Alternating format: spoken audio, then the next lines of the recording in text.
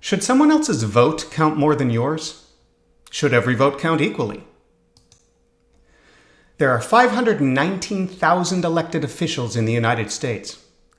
96% are at the local level, 3.9% are in statewide offices, and 0.1% are elected at the federal level. Each election is won by the candidate who receives the most votes, except the election for the president and the vice president. They are elected by statewide electors. The number of electors in each state is equal to the number of representatives and senators from that state. There are 538 electors across 50 states and the District of Columbia. 270 electoral votes are needed to win, no matter how many popular votes a candidate receives. When the Electoral College was set up, if a candidate received a vote from an elector, that vote was counted for the candidate. But today, 48 states use winner-take-all to award elector votes. The candidate who wins the most votes in the state will receive all that state's electoral votes and negate the other candidate's votes. In effect, winner-take-all strips electoral votes from the losers and gives them to the winner of that state. Here's an example of winner-take-all. Candidate A wins the most votes in a state, 47%, and is awarded 100% of the state's electoral votes. Candidate B wins only 46% of the votes, and therefore candidate B receives no electoral votes. And as you'll see, winner-take-all in the states has created elections where not every vote across the country counts, and not every vote counts equally. In presidential elections, winners in more than half the states are announced even before all votes are officially counted. Why? Because most states are spectator states. As a result of winner-take-all, they are predictably red or blue. The real election takes place in the swing states, the 8 to 12 states that are competitive, that can go either red or blue in an election. What happens in the swing states determines the winner of the presidential election. In 2020, there were 12 swing states. 96% of the campaign events by those candidates were in these 12 states. As you can see, the 12 swing states have orange numbers that show how many times the candidates hosted events in those 12 states. The green numbers are the other states where candidates appeared. Notice how few visits are represented in green. 33 states did not have even one event with the candidates, because those states were predictably red or blue. But swing states change. In 2024, there will be only 9 swing states. The voters in these 9 states will determine the outcome of the election. And for the first time in decades, Florida is not expected to be a swing state and will generally be ignored. In 2024, 41 states and the District of Columbia will be spectator states and generally ignored. That's 80% of the population. With only 9 swing states, states that can go either red or blue, just 20% of the population will decide the presidency. Some people think that electoral voting is necessary to protect small states from large states, southern states from northern states, and rural areas from big city areas. This is not true. Today, the only states that matter are swing states. There are 13 small states, and only one of them is a swing state. The others are predictably red or blue and are largely ignored. There are 14 southern states. Only 2 of them will be swing states in 2024, and the other 12 will be taken for granted. And most people live in suburbs, not cities. The only states that matter, that decide elections, are swing states. Some say that if every vote counted, presidential candidates would only campaign in cities because that's where most people live. Well, we already know that that's not true. If a candidate needs every vote, it doesn't make sense to ignore all the people living in rural areas and in suburbs.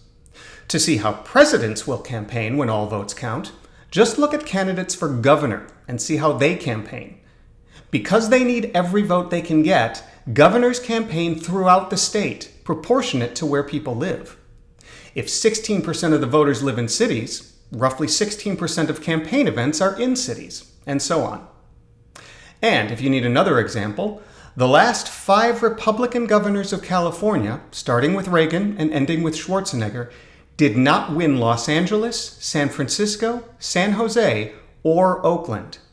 California's biggest cities don't control the election for governor, and the country's biggest cities won't control the election for president. Not only does winner-take-all create swing states, but it also results in candidates winning or losing the electoral vote by just a fraction of 1%, even when the popular vote is won or lost by 3 to 9 million votes. For example, Joe Biden won the 2020 election by more than 7 million popular votes nationwide. But if there was a shift of just 21,000 votes to Trump in 3 states, Arizona, Wisconsin, and Georgia, Trump would have won those states and the presidency. That amounts to just 0.2% of the votes cast in those 3 states.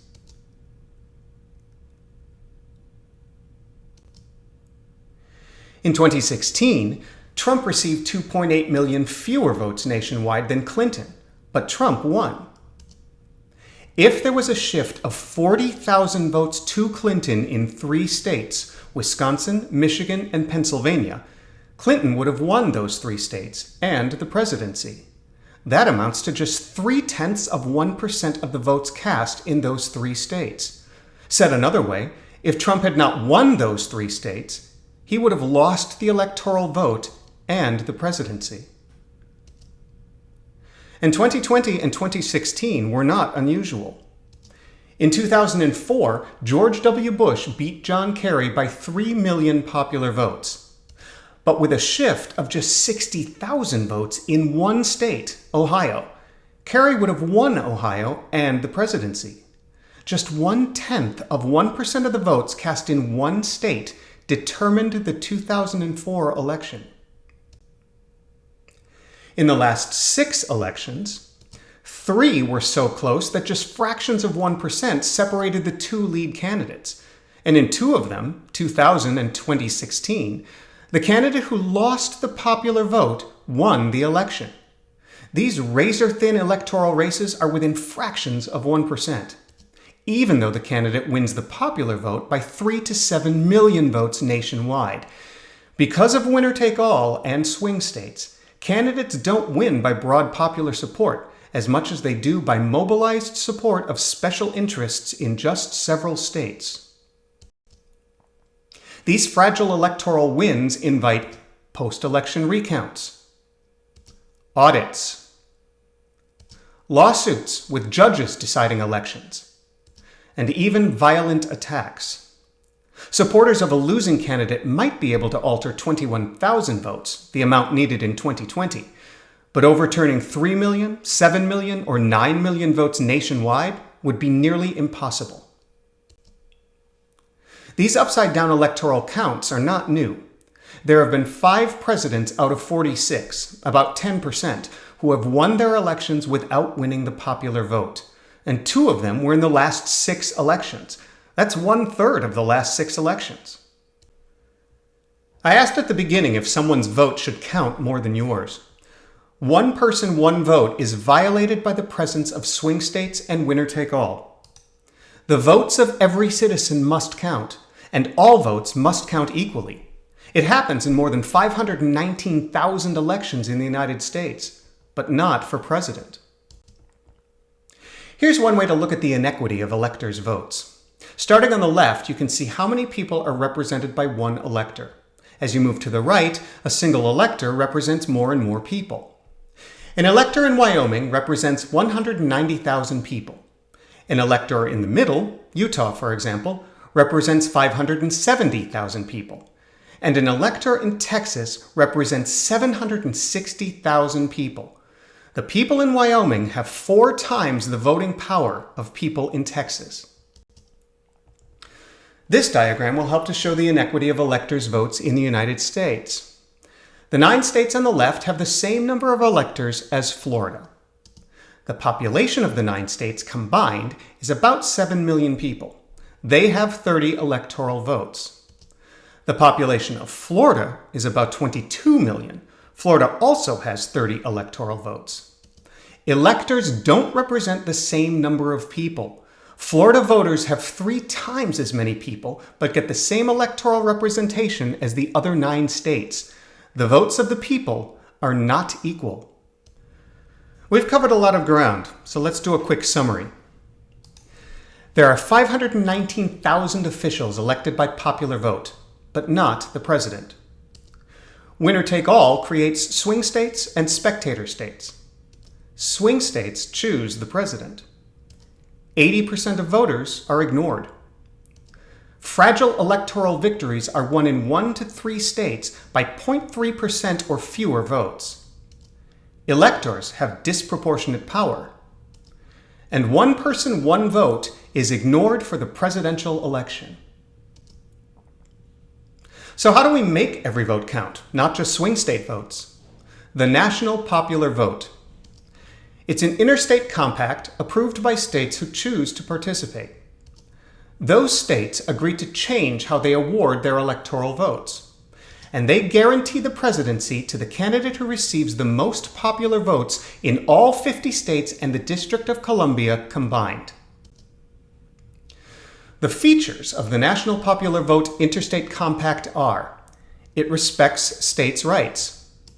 It does not change the Constitution. Candidates will campaign in all states because they need everyone's vote. Candidates will move toward the center on policy matters in order to garner support from more voters. And the National Popular Vote is supported by Democrats and Republicans and more than 65% of the public. The National Popular Vote has already been enacted into law by 16 states and the District of Columbia. The current total is 205 electoral votes. 2 more states are likely to pass it. That will bring the total to 224 electoral votes. From there, just 46 more electoral votes will be needed to reach 270, and then the National Popular Vote will go into effect. Help us make every vote count, and help us make every vote count equally. More information can be found at these websites.